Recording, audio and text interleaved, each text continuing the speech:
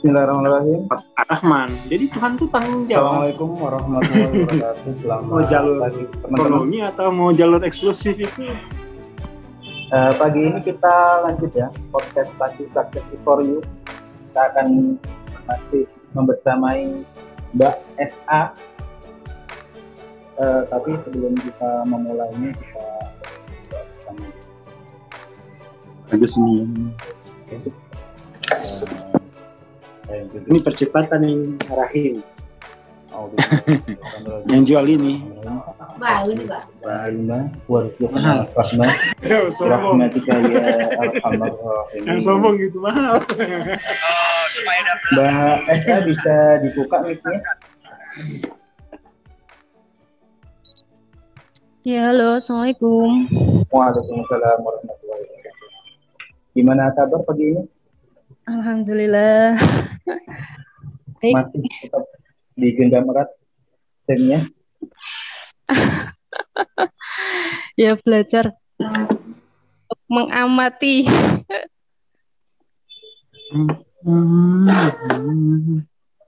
Bang Aswar? Oke. Oke ya, bismillahirrahmanirrahim. Assalamualaikum warahmatullahi wabarakatuh. Selamat pagi. Apa kabar ini? Halo, Assalamualaikum. Halo. Waalaikumsalam. Gimana kabarnya? Baik. Alhamdulillah baik, Bang Aswar. Iya. Oke, kita lanjutin lagi ya. Iya. Ini pagi ini kita coba ini ya pelan-pelan bahas apa namanya itu mekanisme perilaku lah ya. Bagaimana kita memahami perilaku kita ini. Kadang-kadang itu masalah itu berat dan tambah berat karena kita nggak paham mekanismenya. Dalam psikologi itu tahu apa yang terjadi itu sudah 50% solusi. 50%-nya lagi tinggal selesaikan. Jadi masalah itu berat itu karena kita nggak tahu apa sebenarnya yang sedang terjadi. Tapi kalau sudah tahu apa sesungguhnya yang terjadi, itu sudah 50% penyelesaian. Dulu mentor psikologi saya bilangnya begitu. Jadi kamu harus tahu apa masalahnya ini. Bukan nama masalahnya, tapi mengerti mekanismenya gitu ya. Mekanisme dari masalah yang kita alami ini. Ya pagi ini itulah ya. Mungkin bagi yang sudah ikut setahun, ya ini udah sering lah ya. Udah sering, tapi coba kita ulas lagi dari perspektifnya Mbak Sa.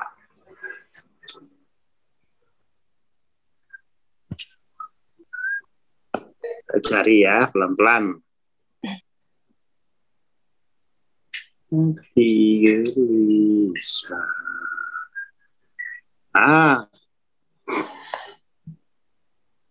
Kita akan belajar tentang pendorong perilaku.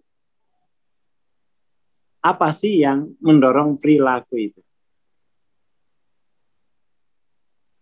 Untuk memahami pendorong perilaku, kita perlu model, ya, model dari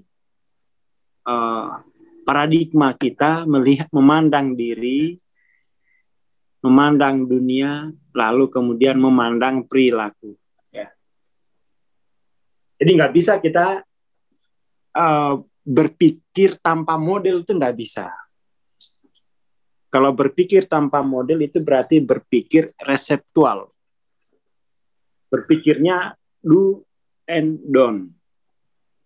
Itu salah satu kelemahan bangsa kita ini. Masyarakatnya terus-menerus dipapari oleh perilaku. Ngajarnya itu do and don't, lakukan ini jangan itu untuk anak-anak. Kalau udah dewasa itu, apalagi sudah beragama, sudah punya iman, nggak laku lagi do and don't. Yang laku itu amilus solihat. Kreativitas. Kalau kreativitas itu nggak bisa pakai pendekatan do and don't. Kreativitas itu harus pakai pendekatan konseptual. Jadi sebelum kita praktekkan di alam materi, kita praktekkan dulu di alam imajinasi. Itu fungsi konseptual kalau mau kreatif. Masyarakat kita itu nggak pernah dididik kreatif dalam berpikir. Pokoknya yang penting do and don't. Apalagi masyarakat beragama Islam, itu hanya do and don't aja. Nggak pernah dewasa dia. Nggak pernah dewasa. Gimana mau bersaksi? Kalau berkonsep saja, nggak mau. Itu kadang-kadang tuh saya agak naik emosi. Ini gimana sih orang-orang ini ngajar masyarakat hanya di level do and don't.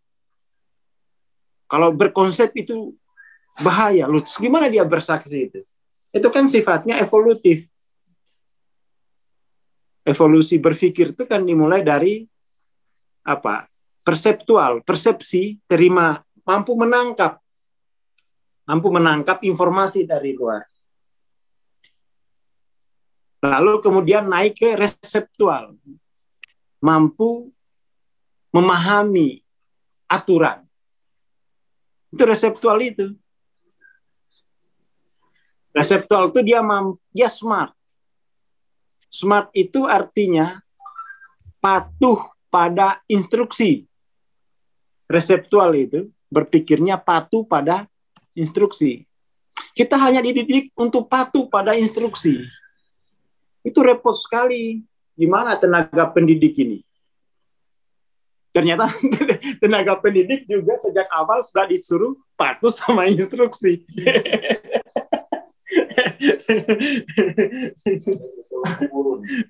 Jadi reseptual itu kita dididik untuk hanya patuh pada instruksi. Dan itu tidak bisa beriman itu. Karena iman itu tidak bisa patuh kepatuhan pasif. Iman itu patuh karena cinta. Dan cinta itu dari dalam. Itu kita, ilmu pedagoginya itu tidak ada. Kita selalu mengandalkan kepatuhan pasif. Ya, itu reseptual itu kepatuhan pasif. Reseptual, kalau bahasa Inggrisnya, ini udah saya bahas nih di kuliah 2 tahun lalu, kalau nggak salah, tahun lalu, kuliah Biology of Belief.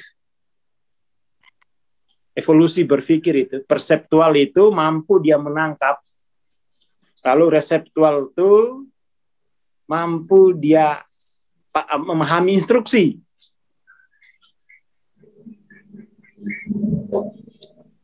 Mampu memahami instruksi. Dan mengerjakannya. Tapi ini tidak cukup. Ini level anak-anak ini. Dia harus naik ke konseptual.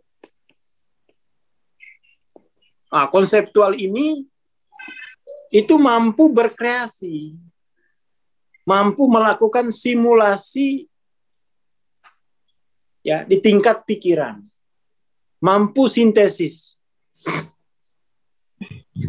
Mampu komprehensif. Mampu mengetahui maknanya sebelum itu dikerjakan. Ini tinggi ini. Nanti setelah ini baru kemudian tuh bersaksi. Bersaksi itu keterampilan berpikir yang utuh, ya. No mind. No mind itu artinya ya bersaksi. Bukan kemudian no mind itu malah perseptual, malah kembali ke level 1 lagi. Jadi memang termasuk di dunia pengembangan diri di Indonesia, lemah konsep. Lemah konsep tapi kaya perintah, kaya instruksi. Itu kemudian bagaimana mengukur benar itu atau salah kan harus diukur dari konsepnya. No mind itu bersaksi ya. Nah ini untuk bahasa itu perlu pemahaman ini dulu. Kalau di kelas kita itu enggak ada instruksi do and don't. Paling ya Mas Camim. Ayo masuk. Paling ya Mas Camim, ayo masuk mulai kelas. Kalau itu boleh. Nah itu boleh.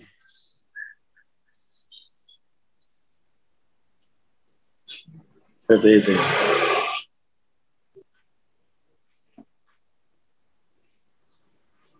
Seperti itu. Oke. Ya, jadi itu mari kita belajar konsepnya dulu.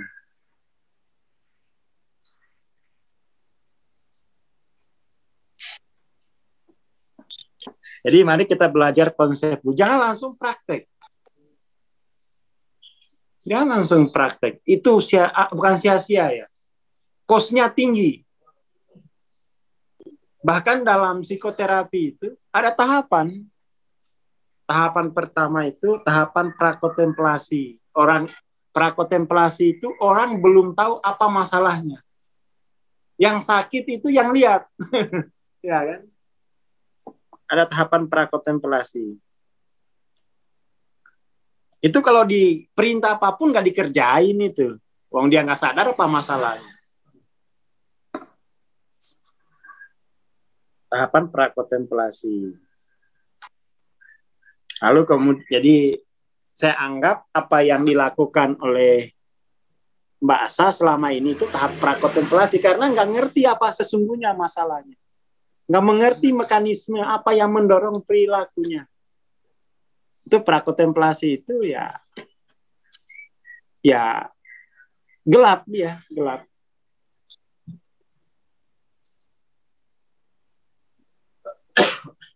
Seperti itu. Nanti setelah prakontemplasi baru masuk ke fase kedua, kontemplasi itu hidupku nggak benar ini. Itu baru tahap kedua itu. Itu kalau tidak naik ke tahap ketiga, itu nanti penuh rasa bersalah bisa bunuh diri. Sadar masalah tapi nggak sadar solusi. Oh, celaka. Atau sadar masalah tapi solusinya itu tidak dikonsultasikan kepada ahli. Bisa putus asa dia. Jadi kalau punya masalah, cari orang pintar. Maksudnya yang punya konsep. Itu konseptual dulu. Gimana sih konsepnya? Jadi jangan langsung praktek besok. Terangkan dulu, simulasikan dulu. Prediksi-prediksi dulu. Definisikan dulu. Apa sesungguhnya yang terjadi pada diriku? Kalau tidak dilakukan itu, enggak. Itu bukan apa? Jangan langsung main praktek. Itu kelemahan kita itu gagal mensimulasikan. Sehingga apa? Dibayar murah kita punya energi. Dibayar murah. Oh, saya kalau suruh terapi-terapi itu dulu saya konsepkan. Ini loh. Nah, saya ilmunya begini, hitung. Ya, kurang lebih begini. Dengan catatan tidak ada gangguan apapun. Ya kan, jadi paling enggak itu ada prediksi. Itu baru akan dibayar mahal tuh.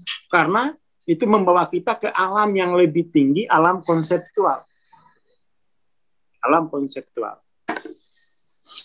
Sama kan ceritanya ini ya, ceritanya Hawking di buku apa itu? Success is for you itu. Jadi dia pernah praktek nyuntik apa gitu, ngambil cairan di tulang punggung begitu. Ngambil cairan di tulang punggung. Cuman setelah di ini paling 5 menit selesai. Bayarnya mahal, katakanlah 10.000 atau 10.000 US dollar, katakan begitu. Pasiennya protes. Loh, cuma 5 menit kok. Bayarnya mahal sekali. Nah iya, ngerjainnya itu cuma $5. konsepnya ini yang selebihnya itu. Konsep ilmunya ini yang mahal. Bukan ngerjainnya. Ngerjainnya mah mudah.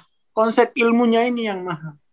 Untuk mempelajari konsep ini saya harus sekolah dari TK sampai perguruan tinggi.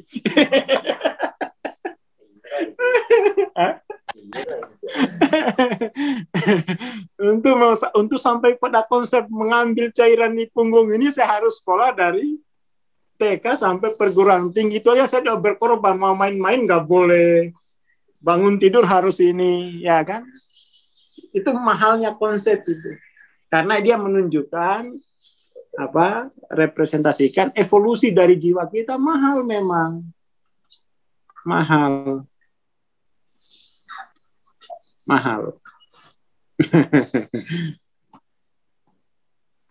Gitu ya. Jadi tadi apa itu? Pertama tahap prakontemplasi, belum sadar masalah. Saya ini punya masalah. Jadi kita belajar itu dulu ya hari ini nih, ya konsep dulu. Biar kemudian tuh kita bisa diskusikan gitu ya. Bentar. Saya terangkan aja lah dari bentar ya. Kemarin saya udah siapin makalahnya itu. Saya udah siapin makalahnya. Bentar Mbak. Bentar ya. Nah.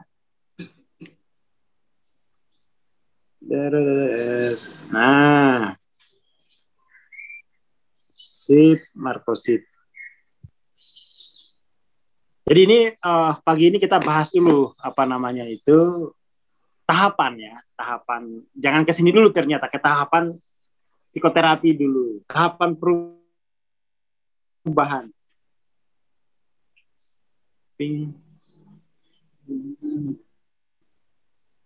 Nah ini.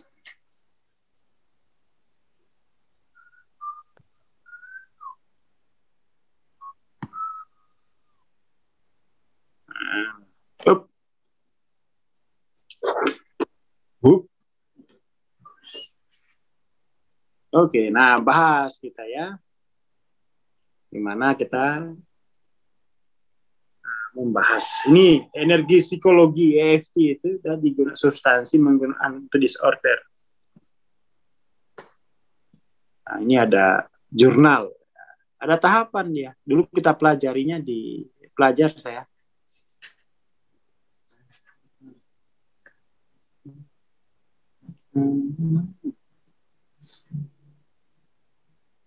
Nah ini ada stage tahapan ya untuk recovery. Satu prakontemplasi, dua itu tahap kontemplasi, ini sudah dibahas dulu ini. Tiga itu persiapan, tahap keempat baru tindakan. Ini belum ada. Dulu gini ya, ada orang tua, Mas tolong terapiin anak saya bayar berapapun loh. Oh, konsul terapi. Tahapannya 1, 2, 3 belum, anaknya belum lewati, suruh terapi. Banyakan orang tua kita itu begitu. Berapapun dia mau bayar. Baru kemudian tuh maintenance ya, tahap kelima maintenance ya. Nah, baru selesai. Ini jurnal. Tidak kelihatan ini screen-nya. Memang enggak screen-nya. Iya, enggak.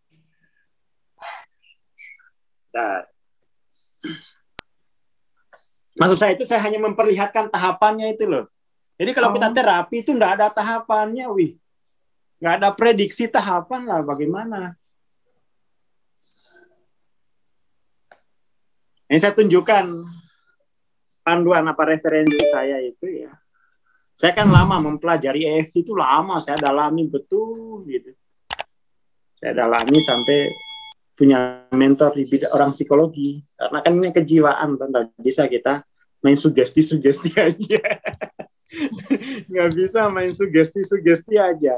Ini udah kelihatan? Iya, iya. Nah ini apa? Ini kan ada kalau ada unsur kecanduannya juga kan ya, pasang-pasang apa namanya itu, kecanduan main apa namanya, taruhan gitu ya. Iya. Makanya kemarin saya carikan ini aja, ada addiction-nya gitu ya, ada addiction-nya. Nah itu tahapannya itu ada 5 ya, sampai maintenance baru selesai. Nah ini ada prakontemplasi. Prakontemplasi itu nggak ngerti apa-apa itu. Nah untuk bisa bergerak dari prakontemplasi ke kontemplasi, dia harus belajar yang tadi itu, belajar yang ini dulu, belajar yang apa, sains perilaku, ya, sains perilaku, seperti itu. Dapat prakontemplasi. Nanti setelah bahas sains perilaku, jadi sadar apa yang saya alami ini. Masuk ke sini. Tahap kontemplasi. Setelah tahap kontemplasi itu dia harus ditingkatkan lagi diskusinya ke level biar masuk ke persiapan. Mau nggak belajar, katakan model non-linear dan linear. Mau nggak belajar? Situ orang tidak siap. Wah, tak kira saya hanya datang aja gitu, nggak usah belajar, cukup Bang Aswar aja yang belajar, saya yang pintar. Kadang di tahap persiapan ini orang itu udah mundur. Bisa mundur karena merasa tidak layak sembuh, bisa juga mundur merasa tidak mampu. Kalau yang kedua itu gampang diatasi. Gampang, bisa dapat beasiswa, bisa inilah ya.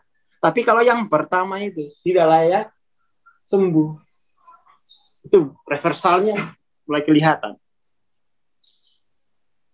Kalau udah persiapan, situ persiapan berapa lama kira-kira? Ya, berapa lama ya? Segini-segini, biayanya segini-segini. Kalau biaya itu biasanya kan situasional saja gitu. Bisa dapat beasiswa, bisa dapat hadiah, banyak kalau soal itu. Tapi yang pertama saya ingin sembuh gitu. Orang ingin lihat itu. Setelah itu baru mulai action gitu ya. Situ mereka sudah mulai mau memodifikasi pengalaman gitu. Sudah mau menimbang, mengukur diri berdasarkan konsep yang sudah dipersiapkan. Situ dia baru.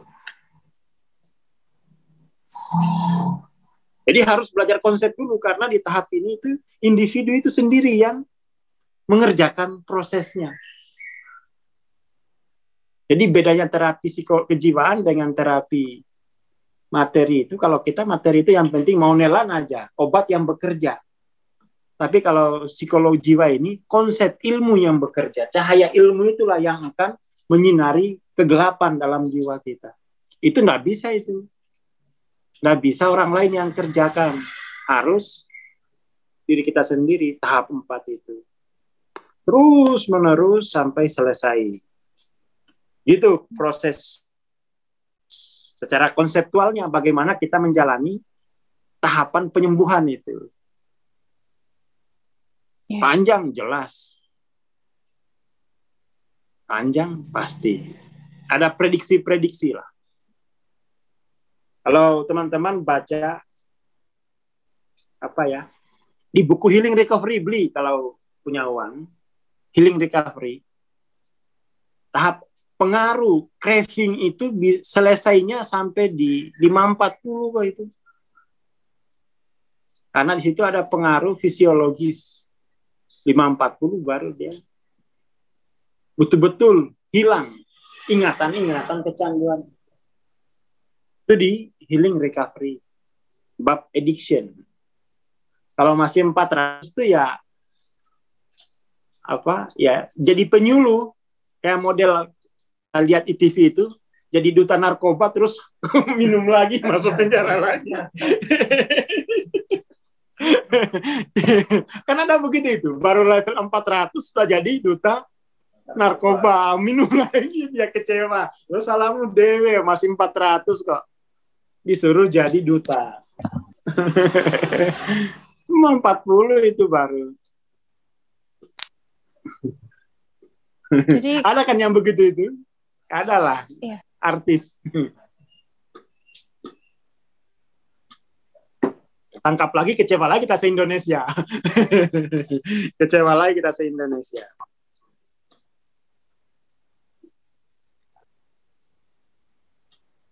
Seperti itu. Jadi gimana Bang? Saya harus maksudnya baca tentang itu ya, makalah. Ya enggak, maksudnya itu Enggak. gini. Belajar konsepnya dulu. Sekarang itu saya tahap belajar konsep gitu. Oh gitu ya. Oh iya. Sama ini sih, memang saya selama ini kan belajar merasa enggak ada perkembangan karena saya itu mengikuti seperti yang tadi ya, do and down gitu loh. Misal Iya dalam, itu. walaupun kan kayak meditasi, pokoknya rasakan gila itu kayak Allah sebenarnya udah lama sih ngerasa nggak bisa kayak kalau kayak gini nggak bisa, seperti pikiran itu terus menanyakan ada sesuatu yang nggak bisa, mesti butuh sesuatu. Tapi dulu sama orang yang saya belajar itu, terus semakin kamu banyak tanya itu malah ruwet kayak gitu bilang. Nah itu yang ngajarin itu nggak berkonsep. Iya, makanya Dia mau mengajarkan kepatuhan pasif pada orang dewasa. Ya, apa namanya, nasi kucing lupa dikaretin itu jadi ambiar. makanya Jadi itu ini ya. waktu nemu waktu nemu channel evolusi jiwa itu rasanya banyak sekali yang terjawab gitu, pertanyaan. Ya memang di evolusi jiwa ini kita itu kelebihannya cuma satu, banyak konsepnya. Sehingga dengan konsep itu banyak kasus yang bisa dijelaskan dan diselesaikan. Tapi memang harus mastering konsep dulu. Kita nggak bisa nggak pakai konsep itu. Jangan dibiasakan. Jangan dibiasakan. Kita dari SMP kan, konsep itu penting. Itu sebuah level evolusi paling tinggi. Bayangin kalau orang nggak ada konsep, nggak ada metode. Kayak Superman. Tahu Superman? Sempaknya di luar. Kan harusnya konsepnya kan di dalam. Kebalik dia, sempaknya di luar. Ya Superman, nggak umum. Dan itu bukan menyalahi, tidak kuat, tidak kokoh hasilnya. Kenapa? Dia hanya bekerja di level 2 dari pikiran itu, level mengikuti instruksi. Dan itu tidak memuaskan jiwa kita. Gitu. Jadi untuk merasa, ya pokoknya selamat datang di dunia konseptual, sebuah evolusi yang lebih tinggi. Ya, jadi kalau sudah paham konsep, paham metode penyelesaian, itu bisa jadi mastering dia. Bisa jadi mastering. Tapi kalau nggak ada konsep, aduh bagaimana? Kita mau bekerja ini kan, jangan sampai kita yang terapi, kok nggak sembuh ya? Oh berarti kamu belum ikhlas. La ilaha illallah. Jelaskan biar bisa ikhlas. Harusnya kan segala hal yang bisa menghalangi terapi itu diprediksi gitu. Baru disiapkan. Jadi di sini intinya pokoknya belajar terus, menambah wawasan gitu ya Bang? Belajar konseptual. Konseptual, iya. Konseptual. Tadi yang kita konsep barusan itu kan konsep bagaimana cara kita tahapan ya. Konsep tahapan mengubah perilaku dari prakontemplasi sampai selesai itu ada berapa tahap. Nah, ini ada tahap prakontemplasi, kontemplasi, persiapan, tindakan, maintenance, baru selesai. Ada 6 tahap. Jadi kalau selama ini Mbak Sa, terapi-terapi kok aku udah banyak melakukan apapun, udah sembuh-sembuh, itu karena nggak ada tahapannya, akhirnya bisa putus asa itu. Atau bisa rasa bersalah. Jangan-jangan dosa saya ini sudah dikunci nih dan hilang kuncinya. Karena nggak mengerti tahapan. Atau juga nggak mengerti level kedalaman dari tindakan yang dijalani. hanya tahap reseptual saja. Lalu kita merasa kunci solusi sudah hilang. Padahal ini belum ditempuh, bersaksi juga belum ditempuh. Harus coba konseptual dulu. Konseptual nanti akan naik ke mampu bersaksi. Ya, jadi ya begitu mestinya kita belajar itu. Kita belajar punya kasus itu tidak sia-sia. Kita punya kasus itu kita diberi kado dari Tuhan untuk evolusi spiritual, untuk mampu bersaksi. Lumayan. Bukan hanya lumayan, ya itulah. Jadi kemudian pengalaman penderitaan itu bukan bala, tapi kasih. Inilah jalan yang Tuhan sediakan agar saya mampu bersaksi. Jadi ada gunanya itu ya. Pengalaman dalam kegelapan itu. Ada gunanya. Jadi sebenarnya seperti misal yang saya alami ini satu kesatuan ya Bang. Maksudnya gini, kan jauh saya belajar di evolusi jiwa ini selama beberapa bulan menyimak. Ini kan saya mulai mengikuti kayak misal praktek catat kegiatan eventnya apa, kemudian faktor penariknya apa dan lain-lain. Tapi ada satu yang saya belum mengerti karena itu terjadi saya dari kecil seperti kecenderungan saya yang itu. Nah, itu kan saya yang nggak bisa pahami. Misal ini dulu jangan praktek dulu ya. Pokoknya. Saran gitu. saya jangan praktek. Iya, jangan langsung praktek sendiri. Orang praktek itu karena sudah lengkap konsepnya, biar tidak separuh-separuh. Dia harus setelah konsep itu komprehensif, baru praktek. Kalau belum komprehensif, jangan. Terkait teman saya lagi, praktek perakitan komputer. Perakitan komputer gitu ya. Bongkar CPU dulu. Berarti cukup dicatat aja kayak yang kemarin katanya itu. Pokoknya itu kalau belajar sendiri jangan dijadikan landasan untuk praktek. Jangan. Yeah. Namanya ilmu itu punya apa? Dia punya tandasan gitu loh, punya sistem. Punya sistem. Kalau belum mengerti keseluruhan sistem, jangan praktek. Nanti salah colok malah meleduk. Kayak teman saya, bongkar-bongkar CPU gitu. Lihat power supply-nya itu kan, diturunin dari 220 ke 110. Dikiranya itu, kalau 110 itu listriknya jadi hemat. Dikiranya kalau 220 ini boros listrik. Diturunin 110.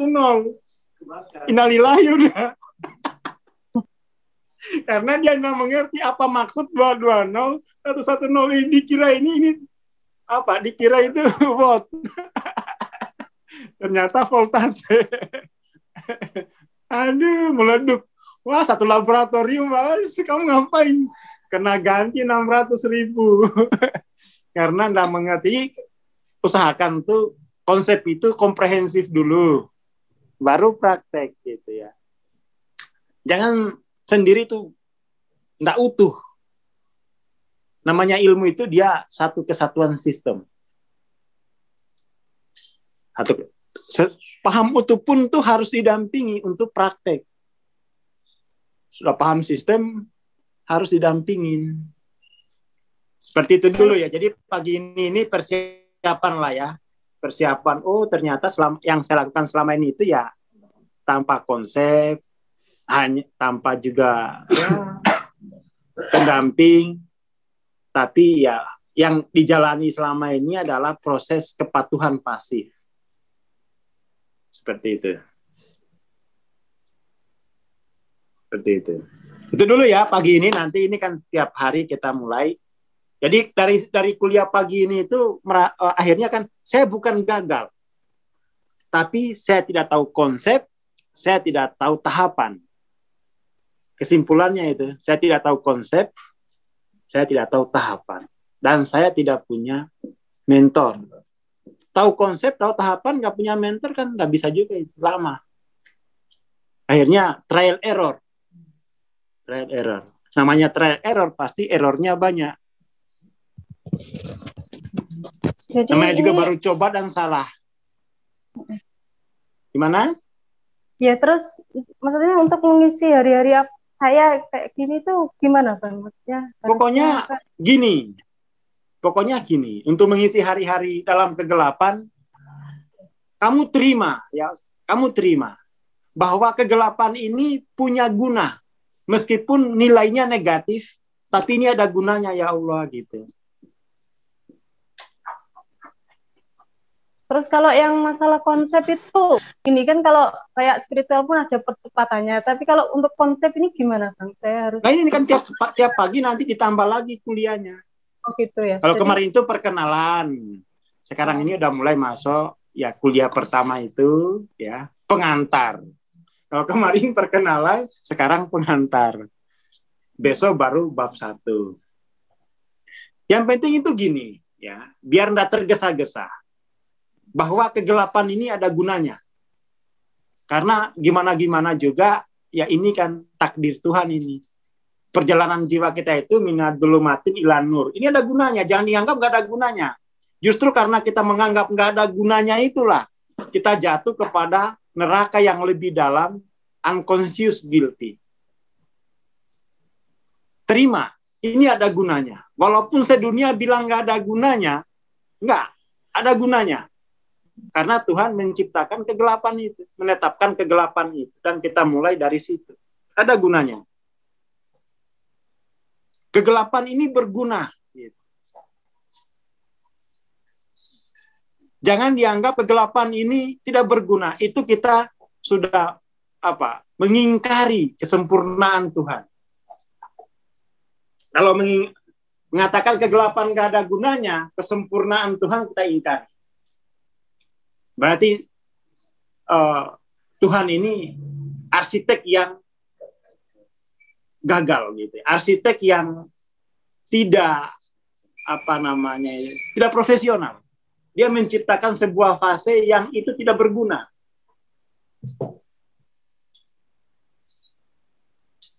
Seperti itu.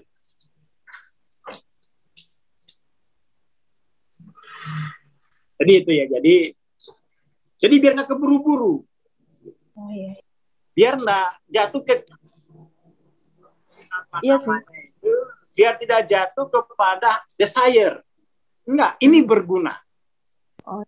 Ini berguna. Itu dulu, kegelapan ini berguna. Iya, saya itu dominan sekali kayaknya desire. Kayak belajar pun ini kan saya ketinggalan 1 tahun ya yang evolusi jiwa itu saya simak semuanya bahkan 24 jam hampir itu. Paling Itu kalau belajar jam, sendiri iya. itu baru belum bisa dibilang belajar itu. Oh. Baru kenal aja. Baru kenal, kelamaan kenalnya setahun. Kenalan itu cukup 2 hari baru belajar. Jadi belum masuk kategori belajar itu. Karena kalau belajar itu mesti ada yang tuntun. Kalau sendiri namanya bukan belajar, coba-coba belajar. Baru coba-coba belajar. Itu hati-hati itu memilih kalimat itu. Kalau sendiri itu coba-coba belajar. Coba-cobanya kelamaan setahun. Kalau belajar itu mesti ada yang tuntun. Tapi kalau tidak ada yang tuntun, namanya trial error, coba-coba. Oh, biaya coba-coba itu mahal. Ya kan?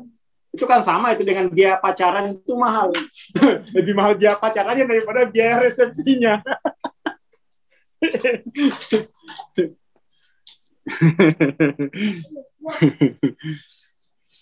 Jadi pokoknya itu kalau sendiri anggap saja coba-coba, jangan bilang belajar. Coba-coba belajar. Biar kemudian tuh tahapannya setelah coba-coba baru belajar benaran gitu. Seperti itu.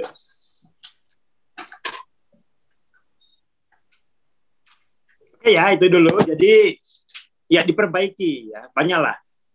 Pertama, ini baru besok itu baru belajar itu. Kemarin kita perkenalan, sekarang pengantar, baru besok bab 1. Itu baru belajar itu, ini belajar benaran ini. Pokoknya nanti didampingi terus proses belajarnya. Mas Camin yang tanggung jawab untuk nyari-nyari saya.